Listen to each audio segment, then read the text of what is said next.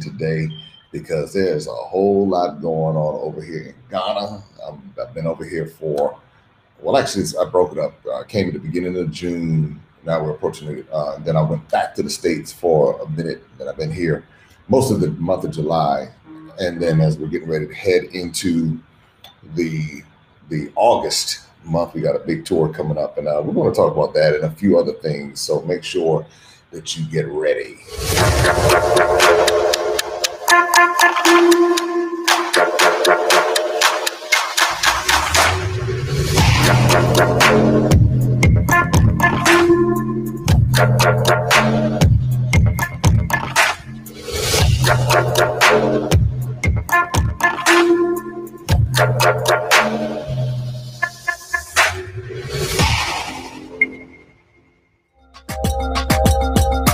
Open up your eyes and see all the fun and mystery. Take an African adventure with daring and destiny. From the mountains to the shore, so many things to explore. Take an African adventure with daring and destiny.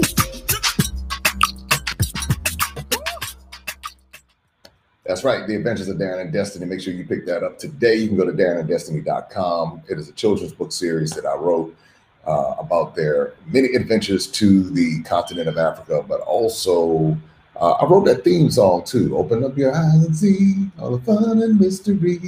Take an African adventure with Darren and Destiny. Shout out to my man Tommy who produced it. And his wife who actually did the vocals on it. So, you know, sometimes you get the right people on the right team, you can make some things happen. And so that is the deal. So we are waiting for one more thing to come back, and we are going to go what's the word? Ballistic, if you will, with the whole Darren and Destiny franchise and all of that. So, you know, you got to go through your steps before you can go 100% with it, but I'm looking forward to being able to share with you the live production, curriculums. Darren and Destiny are going to be doing a whole lot to reach. It's not, I don't even think it's Gen Z. I think it's like the generation after Gen Z because it caters towards the ages of 4 to 10. And so we have content, you know, just geared towards changing the narrative when it comes to the continent of Africa and helping our children not pick up some of this nonsense that we've picked up over the years. And I'm telling you, we talk about some nonsense. It is, the longer I stay here, the more frustrated it becomes because it's like I lived an entire lifetime believing lies, or let me say it like this, believing like partial stories. And then in the time that I spend here, every day, the longer I spend here, it's like it becomes more and more part. And I'm just in Ghana, this one country out of 54 countries, even though those, you know, the colonized name, meaning borders and all that. But just one piece of this massive continent that had been so demonized and so mischaracterized and all of that. And so now what's happening is it's like it's like an awakening, but then it's a discovery while a rediscovery while learning more, and all of this is coming together. And I get excited because I have the opportunity to share this with people. We have a tour getting ready to come in a couple of days, so I'm looking forward to being able to share it with them. We had a tour that just wrapped up not too long ago. They had a great time. We had a tour right before that, and then we're getting ready for the fall. And there are folks signing up for the fall because they recognize, they see, you know, the images, the pictures tell a completely different story than what we have been sold over the years. I mean, even when I listen back to some of the songs, like We Are the World and Let Them Know It's Christmas Time. Yeah, when we feed the world, let them know. So it's like at every turn, the way that we perceived this continent was that we were supposed to come rescue them because they were so disadvantaged and so impoverished and so in need of our saving grace to come and bestow it upon them. And then when you come here and you're like, wait a minute, not that it's perfect. And I'm not trying to paint a picture that it's perfect at all, because a lot of times people romanticize Africa. They watched too much Coming to America. They spent too much time watching Black Panther, and so their minds have just been still, colonized in a sense, because even though you had like Coming to America is one of my favorite movies, but it's like, and even the one that just came out, I like that too, even though it can't touch the first one. But anyway, that's a whole different conversation. But it's like you get here and you understand that they took pieces of various cultures and created something that is, it's a piece, it's like a sliver of what this continent has to offer. But then the other part of it is you come here and you find out this continent is not poor. And I think that's the biggest part about it. This continent is not poor. This continent does not need the rest of the world. The rest of the world needs this continent. The soil, the red soil that people talk about so negatively, it's like can grow anything. And I mean, like the mangoes that I've had here have been, I mean, literally the best mangoes I've ever had. I mean, it's like I had to stop eating them because it was borderline turning into an addiction. But like if I go to Whole Foods or something like that, the DMV, I got the mangoes just aren't the same. It's not the same. Here, it's just like a different kind of, it's just different.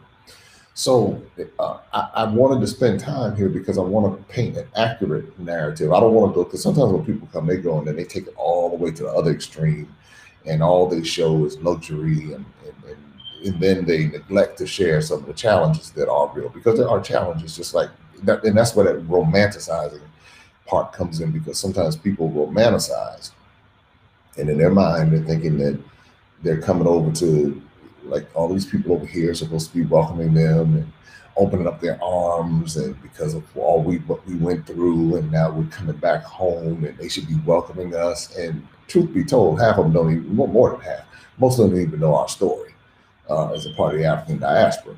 Those who are up to speed on things a bit more, they might know from, and when I say up to speed, just meaning just up to speed on global affairs, they might be familiar. But most people are trying to live and survive and do their thing, and they don't even understand what happened, because we're all dealing with the same colonized influences, same Western influences and all of that. So what my goal is to be able to paint an accurate perspective, and then I'm speaking to two audiences. What I will not do is be the person who's over here just trying to say, look, everybody from the West, come over here and take what you can. So that's one thing I'm not going to do, because I see that happening. Come on over, get your opportunities, and forget the people on the ground. My thing is this: how can we work together? And that's why I was talking about bridging the gap, because if we can work together, then there are ways that it becomes a win-win. And that's how I do it. In all of my dealings, that's how I do it. How can you win? Because yes, there are opportunities here. You have everybody from Europe coming, you have everybody from Asia coming, and the Middle East and different places, they're coming, and they're not looking to necessarily put back in. They're just kind of coming, getting what they want. Now, some of them do. Let me not just put a blanket statement. Some people come from Europe and Asia, and they do actually contribute and do more than many who are part of the African diaspora. So I've seen that dynamic, which was a little surprising. So I'm gonna share with you a couple of things that I've been doing, and a couple of conversations that I've had, and hopefully, as you begin to understand this, it's a lot deeper than the surface stuff, and that's why I tell people all the time when I have these talks, it's important for us to be able to break this down in a broader sense, and not just do it from our perspective or our worldview or how we see things, because how we see things is really irrelevant when we come into someone else's space. That's just the bottom line. And all right, so here's something I did yesterday, which I thought was really cool. I went to a men's grooming spa. And of course, I have the video footage and all. I'm going to share that in some of the other videos we have coming up. But I went to a men's grooming spa. And I mean, I went to one down in South Africa too now. South Africa, the one in South Africa, shout out to real South Africa. They handled their business with that one.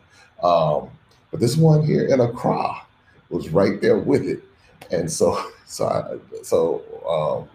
I requested the deep tissue massage. So I did, or the way I ran it down, they had this whole package where it's like a men's, you get the manicure, you get the pedicure, you get the haircut, you get the facial, you get the massage, you get the sauna. So I said, give me the works. Let me see, because I got some fellas that might want to have this type of treatment. They also do for the ladies as well. So haircut, dude hooked it up. They had two people working on me with the pedicure and the manicure simultaneously. I was like, wow. I said, they worked this out. So they did that. Then went into the sauna, did that, and then went for the massage. So I asked for a deep tissue massage. I forgot. I was doing an African deep tissue massage.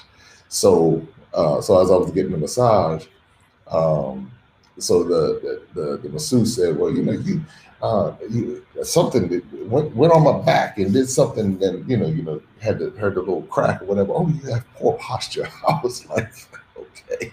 So it got the whole deep tissue massage, so I'm good at flexible now. I'm all right. But that whole experience was, even down to the facial and doing all those different things. Again, they tell us third world. They tell us, like someone posted on the IG, oh, Africa's not ready for tourism. I'm like, that's why I say I just feel bad for us half the time, because we're the ones who are deficient mentally. So then I left there and I was like, wow. I said, this is just, amazing to be a part of this, and thinking that, of course, we're thinking Bethesda or Lenox or, the Mile in Chicago or wherever in San Francisco or wherever down in Houston, those posh areas. We think those are the only places that we can get those types of, or someplace in Paris or someplace in Amsterdam or wherever. We're thinking that those places have the best of the best, but then you discover that that's not the case. Like you go to South Africa, they have down in Joburg, and I haven't been to Cape Town yet, and I haven't been to Durban, but in Johannesburg, as much as they demonize Johannesburg, you go to that mall of Africa, and it rivals, I think it's an upgrade on a lot of the malls that we have in America, most of the malls in America. And so you have two malls. You have Mall of Africa and Santon Mall. You have both of those malls, and I believe that it's we're dealing with an upgrade on many levels. Because when you see it, if you're into the high sugar content, you got Cinnabon, you have Krispy Kreme, you have if you want the junk content, you have McDonald's, you have Burger King, you have Pizza Hut, you have KFC, you have all of them right there where you can get them, and they taste the same. I tasted the Krispy Kreme, and it tasted the same as what we have in America, and that's down in South Africa. Now, so okay, I'm bouncing between Ghana and South Africa. Also, what I want to do, I want to thank everybody. We just crossed over 8,000 subscribers on the YouTube channel. Of course, we're going for as many as possible, so we're on our road to 9,000. We have I have a bunch of interviews coming down the pike, a bunch of interviews. To celebrate, I was able to land an interview with Reggie Rockstone and his wife, Dr. Zilla. And so we sat down today and had a really good conversation. We talked about it. We talked about everything, to include Chuck Brown, godfather of DC Go-Go. So we even included Chuck in the conversation. RE, we talked about Essence, Junkyard, Backyard.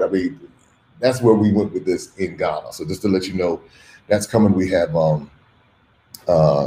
Nashiki Chandler, that her interview just aired today. So be sure to check that out.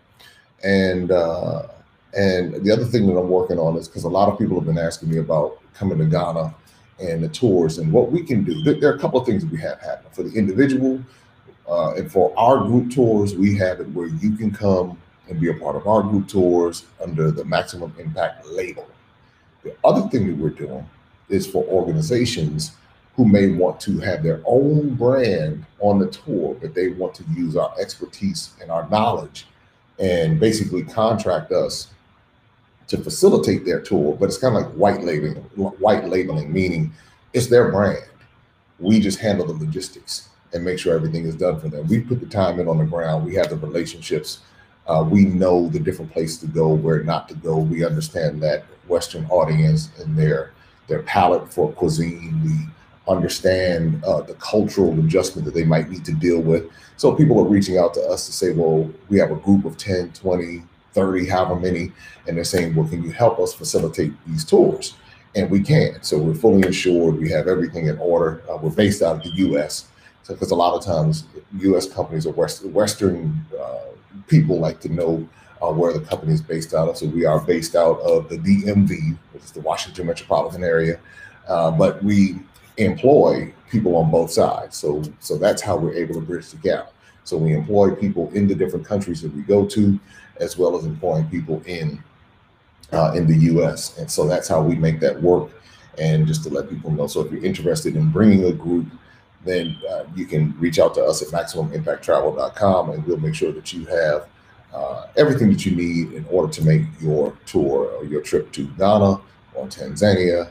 If you want to go down south, we can refer you to a company down south, meaning down in South Africa area, we can refer you if you would like to do that. So there are many different ways that we make this work so that you can get to the continent of Africa. We've also onboarded some agents to help with the visa process and the flight process. So it's a lot that we have happening behind the scenes to make this a streamlined process for you so that when you come, those distractions are not something that you have to worry about, and you don't have to worry about it when you come here because everything has been thought through.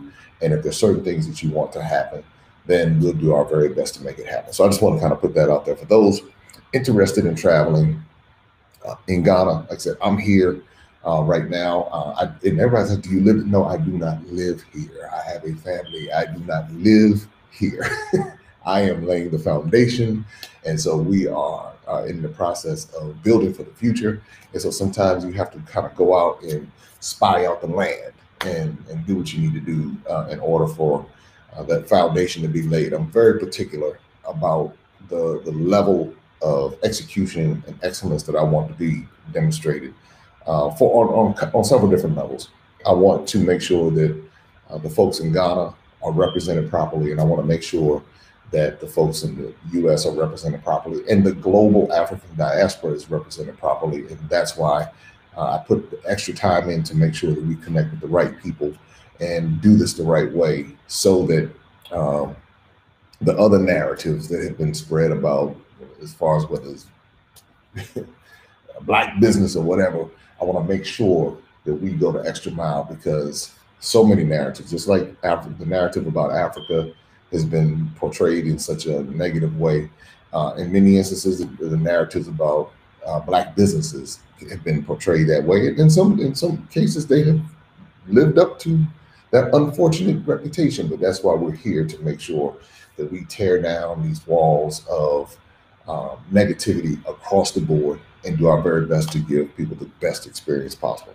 Now, with that said, there's something that I observed over the past couple of, and this is important. This is a real important observation. And I want you to pay close attention to this, because missing this could mean missing a lot of opportunities down the line. So a couple of days ago, I was in Cape Coast and ran into a friend of mine, and he was facilitating a group of people, and I had a chance to sit down and talk to a couple. And when I spoke to this couple, one of the first things that they talked about was their dissatisfaction with Ghana. It was really good. We don't like the service. We don't like, and now they weren't going in like that one couple I talk about that just took ghetto to a whole. I'm not talking this. They didn't go in like this. They were just sharing their honest feelings about what they saw, and they were like, "Well, the service is slow, and it looks like these buildings are not, the buildings are the roads are bad." And just kind of ran down a list of things that they didn't like. And so I really just sat and listened, and I understood what they were saying, because I just know where we come from. I know where we come from. And when I say that, meaning where we come from, those of us who are part of the United States African diaspora, in other words, Black people from America, the majority of us are used to things being packaged and sold to us.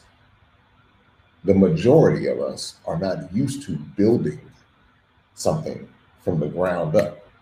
So most of us are used to renting, where the maintenance person comes in and fix everything. We pay one price, it's done. So when you have a culture of people who are used to things that are already put together, that creates a consumption mindset and it creates a consumption base. Whereas other groups of people, and again, and I'm using this in general terms in one sense, just to kind of create a narrative and help um, tell the story a little bit better. So you have one group of people who are used to moving into manicured neighborhoods, programs. Do you have you walk into some place, you sign a piece of paper, they give you the keys, you move in. So when you're coming into a foreign country that is considered to be developing, if you are not prepared for that, then that can throw you off. And that's one of the reasons why we train folks before they come. It's like, we're not, just don't sign up and just come, because then we have to train you on the fly. And that's not that. I see travel companies who do that, and it just runs them into a bad situation. Instead of saying, hey, listen, you're going to a different country, leave America in America. The food is going to taste different at times. Adjust your palate. Just be prepared, pack your patience. Traffic could be like this. The roads could be a little bumpy here or there in these different areas. And this is why. So now, with all of that said, so they were sharing, this is what we don't like. My children don't like it. It's, and so they kind of went through all of that. I said, I understand what you're saying. And I said, yeah. And they were like, well, we don't see how we're going to be able to make investments. We don't see this, that, and the other. And so when I started walking it down for them, by the time the conversation was over, when I say walking it down, when I really explained to them what was happening, the perspective changed. And so I say that to you or anyone else who might be watching. I say this to my folks in Ghana. I want you to understand what's happening here. Because if we get caught up, and this is both sides of the African diaspora, if we get caught up in, for those of us who are coming from US or UK or whatever, we get caught up in the roads not being right. Or if we get caught up in everything not being the way that what we're used to seeing in America, we will miss out once again on what's happening in front of us. Once again, 30 years ago in DC, you could buy a house for $1. You can't buy dirt in DC for $1 today. And back then we missed it. Many of us missed it. And today, many of us will miss it if we don't see it. To my folks in Ghana, what I would encourage you to do, because here's what is happening on this side. It's something called gentrification. It's happened in America. It's happened in South Africa. It's happened in many quote unquote Western and developing countries. It's happening in Rwanda right now. It's happening everywhere. The place where they're looking to do all of the development is in West Africa, because West Africa has the cheapest land, and Central Africa as well has the cheapest land in Africa. They've pretty much developed much of a lot of parts of South Africa. They're still building in South Africa. Downtown Johannesburg needs some work. You can see some of the abandoned buildings and some areas that need some attention. But what you see happening is this gentrification. And with the gentrification, what they're doing is they're beginning to price out the local Ghanaian audience, the population, I should say. So why you see, you come here, and that's another complaint they had, everything is so overpriced. Everything is overpriced. I said, well, overpriced is relative. I said, because when investors are not necessarily looking at the price, they're looking at the return. So if you're looking at the price, you might get a property for $50,000 and might only get a 5% return. But let's say you buy a property at, say, $500,000 and you get a 30% return on your money. You're not concerned about the price. You're looking at the return.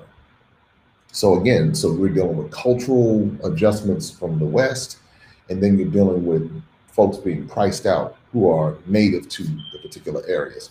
What I would encourage my Ghanaian brothers and sisters, also in Sierra Leone and other countries, is to get your family together and begin to start holding on to your property, because your property values are going to increase drastically over the next 5 years. 5 years. The condo that I bought recently for $37,500 US, two-bedroom, two-bath condo, is now selling for $45,000, and it is not even completed. It probably will not be done until sometime next year. I anticipate that it will increase again and will probably be selling for somewhere around $55,000, $60,000 by the time they actually deliver these properties. That will be, it's already a 20% increase. It will be even more. I'm about to buy more condos. And some people say, well, you can go buy land and you can get it cheaper. You can get it cheaper. I don't know the land process. I'm not willing to take that risk right now until I have my feet on the ground a little bit more, establish better relationships, because everybody's trying to sell land. And so that's what'll happen is people will, and this is what I say this to the African diaspora from the West. There are certain words you want to be careful of. A word like cheap is a trigger word, because don't come over here thinking these people don't know how we think. They might not know our story, but they know how we think. And so if we come in with a cheap mindset and we hear cheap, then we're looking to make a deal on the cheap, and then that's how we get ripped off. Instead of saying, I chose a condo because it was a turnkey situation that was easy for me to get into and understand. Plus, the price point was not so high that if I ended up losing money, I would not lose my life savings. And I was like, okay, if it's going down, I'm willing to take a risk on 37.5. And if I lose it, then okay, then that was my experience tuition, and that's what I got to deal with. What I'm finding is that a lot of people are coming over. They're getting these little jackleg type people coming in talking about, yeah, I got something, I can do this with you and I can do that with you. And then you start asking certain questions. And if there's stuff, if I could tell you how many people want to like offer me some land and some other stuff. And so I have my team, I have a staff here in Ghana. I said, but let's do this. Throw this question back at them. Do they have the right paperwork? Can we see that they actually own the land? Normally when we throw that paperwork, when we throw those questions back their way, that's when the silence comes. So again, there are ways to navigate this. And it's really not much different than what we do in the West. It's just a matter of doing your due diligence and really sitting down and having, really kind of knowing your game plan, but understanding the economics of it all. Back to my folks in Ghana. What I encourage you to do is to pool your CDs together, because maybe one person can't do it, but you might find that multiple people might be able to do this as a family unit to be able to hold on, because I'm telling you what's about to happen. Let me say this to everybody. My Ghanaian audience, Sierra Leone audience, Nigerian audience, South African audience, Congo audience, US audience, UK audience, Sydney, Australia audience. I have never in my life seen this much construction happening anywhere. I'm talking about even in DC during prime time DC, when it was exploding at every corner in Accra, Ghana. And the video, I'm gonna see if I can release it tomorrow. If not tomorrow, it'll be the day after. On every corner, there is new construction development going on. Every place you look, there's a new high rise going up. There's a new building going up. There's something going up. And so I tell people like this: if this is the third world, meaning the mindset that we have been trained that this place is a dump and there's nothing here, if that is the case, then why is there so much development here? That on every corner, you see the cranes, you see the people working. They're selling out of all of the different developments that they're building. You see in the video that I showed where the lady, she was showing me, said, well, this is more than 80% sold out. So I'm saying, well, why am I here if it's almost sold out? But what I told her, I said, let me know when the next phase opens, because I'm getting in on that phase. I'm about to buy a few more condos in the place where I'm buying condos now, because I'm like, wait a minute, if it's already going up 20%, we're trying to find these different rates of return. What's happening? And so I'm saying to my Ghanaian folks, Make sure you, because again, if you're thinking, now if you have land, go buy your land. All right. If you can get that land, if you have it in your family, hold it. Don't sell it cheap. Hold it, because it will probably quadruple in the next 5 to 10 years. What I'm saying to everybody who's going through the emotion, I tell people when I come over here, I don't have emotion. You got to be able to separate emotion from business. People coming over, upset. Well, why didn't they welcome me home, and why didn't they do this? Because it's not. This is their home. There's nothing that they don't owe me anything. You know what I'm saying? Nobody owes me anything. I think this is the part we have to understand from the African diaspora. Nobody owes us anything here, but we come over with the expectation of someone owing us something. You owe me an apology. They don't owe us an apology. They haven't done anything. We probably have the same common ancestor who did the same thing.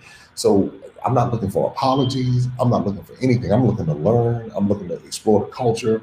I'm looking to be among the people. And so when you shift to that mindset versus I'm coming to get and take from the people, your experience is completely different. And then the other thing is this. Once I understood that those of us who are part of the African diaspora, in particular in America, Black folks in America, we have been groomed, bred, trained, indoctrinated, manipulated to be consumers. And that is why we have, on many levels, cultural adjustments, because our world has been inundated with consumption. And if we learn how to be builders, then from that standpoint, we'll see the opportunity. I drove through Trisaco today. I went through Airport Hills today. I went through East Legon. I'm staying in Osu. I rode through Cantonments. I went through, I guess, the airport area. I've been up to Kumasi. I've been to Tamale. I mean, you want to see some houses. You want to see some houses? Go up to Tamale and see what they're building up there. I've been out to Cape Coast. I've been navigating. I've been out to Tema. I've been, a lot of different places, and I'm seeing what's happening. And so for someone who is paying attention, what you're going to see in Ghana it's not going to take 20 years for it to happen, because everybody's worried about the roads. Once those developments go up, the road gets fixed in no time. It doesn't take any time to fix a road. So, because like the development where I'm getting the first condo, the road leading to it is like a road in Sierra Leone road. Somebody like, oh, you just went to Sierra Leone? I think I just went to Sierra Leone. But don't sleep on Sierra Leone either. Don't sleep on Sierra Leone. So took the road, and I said, okay. Or, you're in there like, okay, we're there yet? I mean, the car, you're going back and forth. But then when you get to the development and you see the road that they paved going into the development, you see where it's going. You see what's about to happen. But again, if we're looking at it from consumption, we go to some development that they build in Upper Marlboro. I'm just using Maryland because that's the region I'm from, or out in Alpharetta, or in West Ashley, in the Charleston area, or somewhere outside of Savannah or something like that. And we pull in. They already know our mindset. They already know to make the down payment low. They know that we're thinking about monthly payments. We're not really worried about the price because we want to be recognized and be seen. Go pull up that documentary on YouTube talking about selling the Negro. So they already know this. They know when you step in, you want it to be polished and manicured. You want to be able to show it off to your friends and family. You want to be able to say, hey, look at me, I've made it. This is where I am. So they know that you're not interested in building anything, the average person. So, and then knowing that, the same mindset comes here.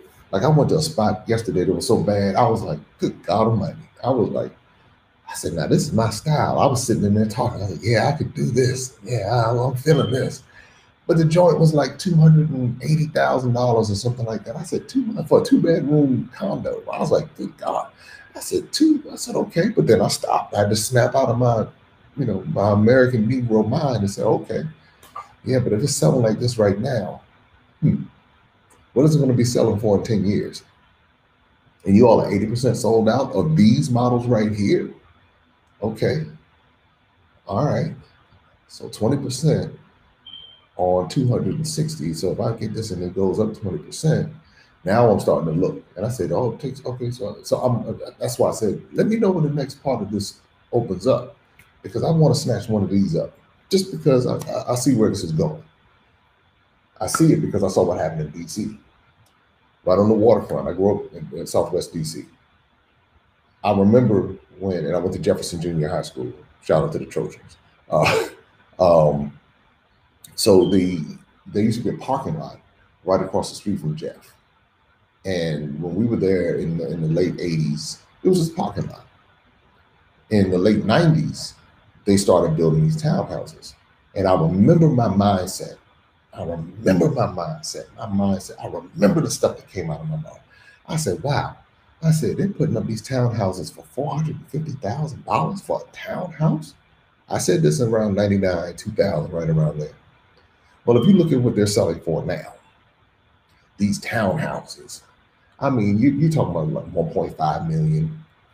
Some of them even more, just depending on what the upgrades are in that particular area. They have condos right across the street, 1 bedrooms and 2 bedrooms, $1 million right across the street. But because I could not see that far ahead, I missed the opportunity. I remember we were looking at a condo, a 1-bedroom condo over in might have been Carrollsburg, somewhere in that same area. It was going for like 60 grand. I was like, wow, 60 grand, that's a lot. And now you talk about $500,000, and so you start. So now that I see what's happening here, I was like, I will not miss this, and I will encourage others. That's why I say for folks in Ghana, to, if you have the means, or let's say you don't have the means right now, maybe you can work together with your family to get one of these properties. When they first come on the market, they're charging Obroni prices. That's the reality, because that's what they're doing. That's what's happening.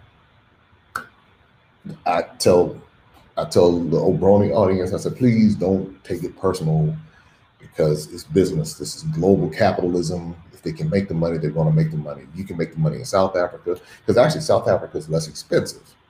But again, your rate of return might not be as high. So that's why, that's what people are looking at. And they're doing this all throughout West Africa, Cote d'Ivoire. They're doing it in the Gambia. They're doing it in Senegal. They're doing it in Togo, Benin.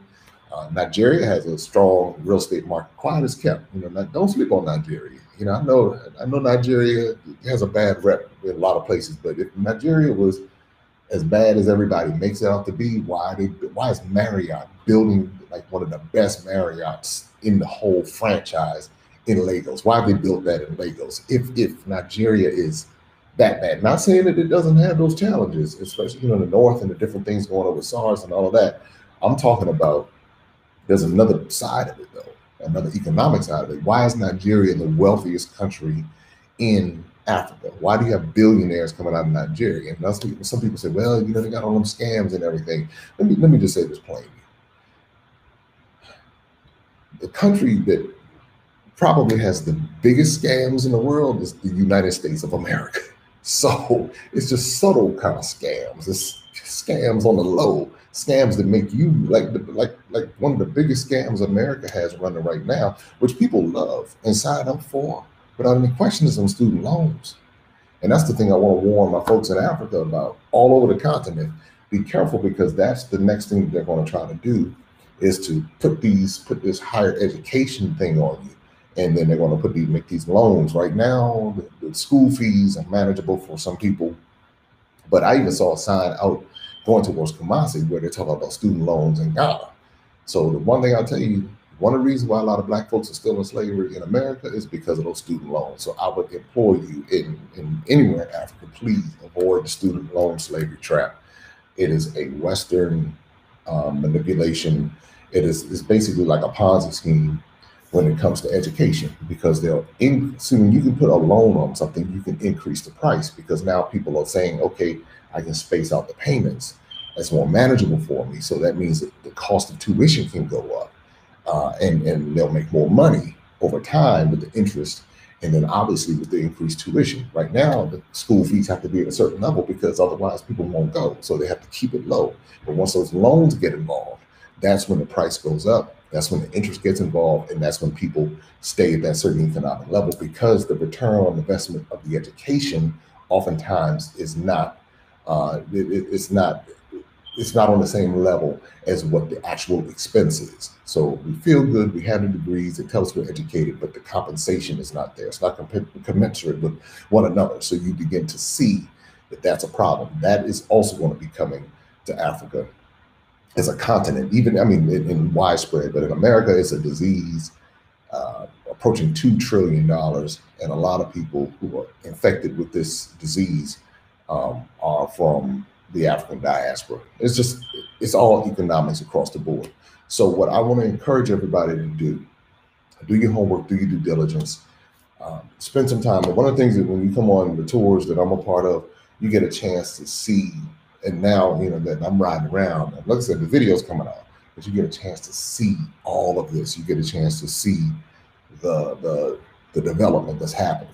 And so some of you have retirement accounts where you got plenty of money, you know, just kind of sitting on it. You can invest. It's not, and here's the reality. At that price point, when you get into certain price points, you're not dealing with a certain mindset. When you're at a lower price point, sometimes you're dealing with certain, and this is global. This is not Africa. This is everywhere. The lower the price point, then you start dealing with certain mindsets. That's one of the reasons why my tours aren't cheap. You know, because I'm not trying to deal with a certain mindset. You know, I understand this. So it's like, so even the person who recognizes this, so you're targeting a particular audience. Yes, I am. I'm also targeting a particular mindset. And so not that that's always the case, but I recognize that if you go below a certain price level, now you got to deal with people that's when the hustles, you start dealing with that side of the hustle. Same thing with like with my summer camp. When I used to have my summer camp price real low, I'd started dealing with a certain mindset where it wasn't low enough. So I said, well, you know what? I'm going to raise it up. And then I started attracting an audience that shared the same mentality that I did, and we were able to get more done. So these are just things that you want to consider when you are when you're navigating. You know, just if you have a cheap mindset, you're gonna get cheap results. That, I don't know how to say that. I can't say it any nicer than that. If you got a cheap mindset, cheap stuff is gonna come your way. I'm not talking about being frugal and responsible. I'm not talking about going ahead and spending money you don't need to spend. But if every turn you're looking to do stuff on the cheap, somebody's gonna take advantage of it. I promise you, somebody's gonna get you. You trying to get them, but they're gonna get you first, especially if you're going into a foreign country. So at least be willing to invest into making sure that your experience is, you don't have those type of cheap distractions that can oftentimes happen when people try to do things on the cheap. What else? So that was a good rundown on that. But these are all the things that that we talk about, all the things we do. Oh, shout out to Sula and Nisha. Ran into them at the 3T concert. Tony. Y'all didn't know Tony has done it again here in Ghana. And so they were at the National Theater. Shout out to Ivy Prosper, working hard, doing her thing with the Beyond the Return campaign. Shout out to my man Ron Dalton and what he's doing with H2N, his network of what he has happening over there. We have who else is on the ground here? Quite a few people. Let's see. Shout out to my man Nick at Skybar, and so shout out to him. And I mean, just these are just people that I'm meeting along the way, and as I'm meeting more and more people, you find out, and these are people from different ethnicities. These are people from just different parts of the world. You just begin to broaden your network. Shout out to Mary from Nigeria, Blessing from Nigeria. I'm meeting people from Liberia, from even when I go back to the States, I'm thinking about a person who works in my bank from the Gambia, and then another brother from Nigeria, and I met the tourism delegation from Nigeria, so they're going to invite me to come to Nigeria and see. I told them, I said, y'all got some work to do now. I said, please don't. I said, y'all got some work to do, because like Black folks in America are not tripping on coming to Nigeria. I said, whoever y'all sent or whatever, have done something to Black people in America where they do not want to come to Nigeria like that. Or I'll say it like this: they want to go to Nigeria, but because of some of their experiences with people who have come from Nigeria in America, they're like, I don't know if I really want to go to Nigeria. So I told them straight up, I said, you got some work to do. I said, but I believe it can be done. I said, because all of this has been a part of the play, the colonizing playbook.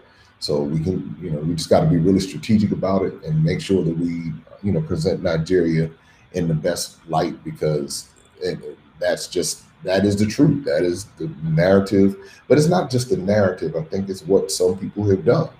And I've heard it several times. I've heard it numerous times, and I've seen it both ways. So, and then on the flip side, though, I've heard, and this is what those of us who are part of the African diaspora in America and UK, we need to do better when we show up in other people's land and not come over here thinking that we are the shiggity, because we are not the shiggity. When you really get down to it, we are not the shiggity for real. We do some things well, but we don't need to come over here with that colonized mentality, like we're coming over here to change people and trying to, we need to fix what y'all got going on. It's like, no, you need to go back and fix what you got going on. What you talk about fix, so it's that type of thing we need to be really sensitive to. And if we're going to make a contribution, being sensitive to the fact that we don't need to come over and bring them the Western stuff that we do. Because, there's some things that we do that are well, but just being culturally sensitive, I believe, makes it a whole lot easier for people to be able to listen. When I come, I don't try to change anything. The only area where you'll see me step to someone is if they're trying to hustle me. And like this brother from Liberia, he rolled up on me. It was two brothers from Liberia that rolled up on me. And I got this video too. I'm minding my business. I'm sitting down. I'm at ANC Mall. I'm just chilling. He saw me as a target, and he came over and he sat down to me. He sat down across from me, and he started telling me how, he started selling me the story.